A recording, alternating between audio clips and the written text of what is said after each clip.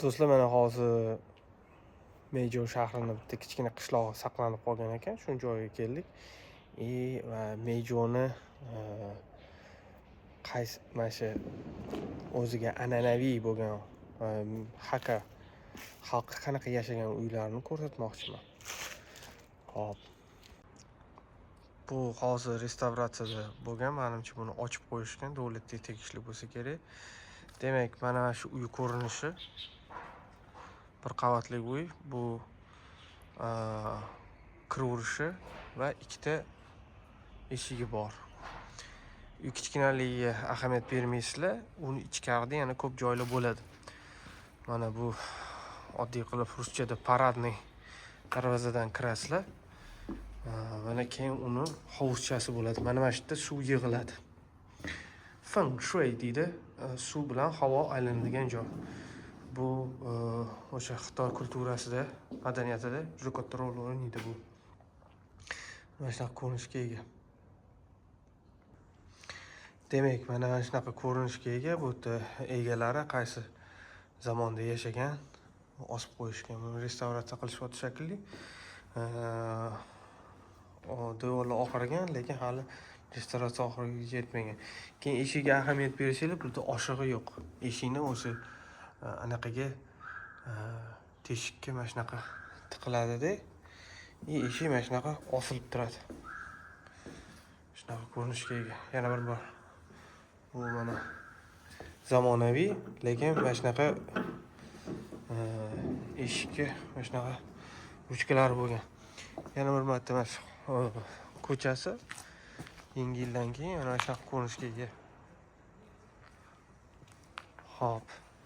Kirganinglarda birinchi bo'lib o'sha suv yig'iladigan hovuzchasi bo'ladi. Va suv yig'ilganidan keyin altar, ya'ni sajdagohi bo'ladi. Bu yerda o'zini sajdagohida o'zini avlodlarini anaqa qilishadi, eslab turishadi. Mana shunaqa sajdagoh qilib qo'yishgan. Bunaqa ko'rinishga ega emas. Endi bu davlatda siyosatiga to'g'ri kelmagani uchun olib tashlagan hamma narsasini. Ko'p boylarning uyida shipini ham chiroyli qilib qilishadi. Mana shunaqa ko'rinishga ega. Va bu o'ng va chap tarafida ikkita xonachalar bo'ladi. Xonachalarning ichida deyarli hech kim yo'q, hech narsa yo'q. Bo'm-bo'sh.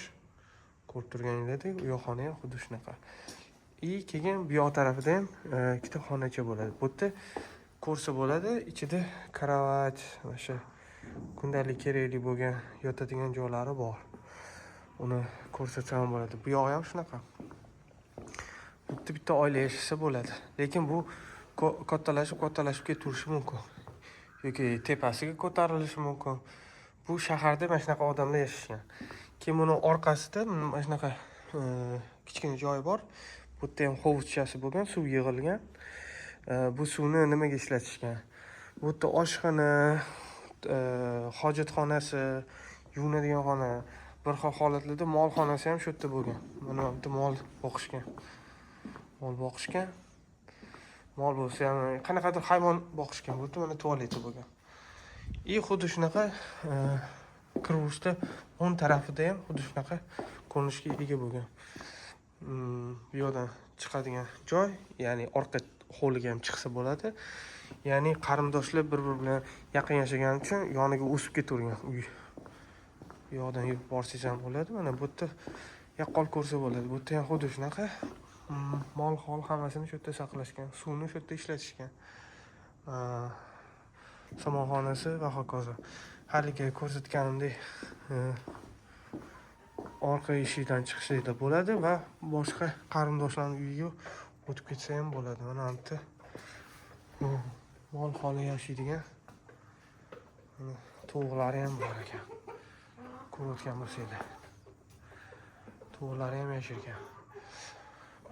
Jonzotni o'zida saqlashgan. Deyarli hamma ovqatini o'zi o'stirgan. Oldida suv hovuzi bo'lgan. Mana shu ko'rinishga ega. Unaqa shikovat qilishmagan ekan. Mana shunaqa eski yog'ochli tapchanda yotishgan. Hop. tomlayotganimda cherepitsa qilingan. Bu yoq mana misol uchun oshxona bo'lgan bo'lsa kerak. Chunki o'tinlarni tepada saqlashgan yoki pastida qozoni bo'lgan.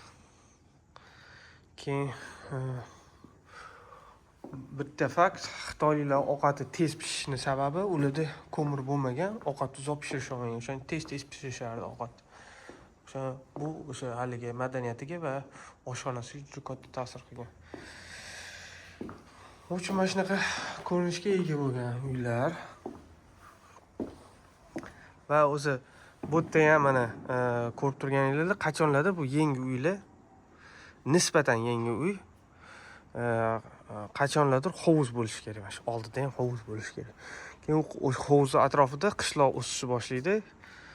Ya'ni ruschada поселение, o'sha yerda aholi yashash boshlaydi, lekin hozir aytganimdek hovuz kerak bo'lmagani uchun, vodoprovod kelgani uchun mana shu joylarni bog'ga aylantirib yuborgan. Xitoylar o'zining narsasini o'zi o'stirib, o'zi pishirib yeydi. Mana shunaqa.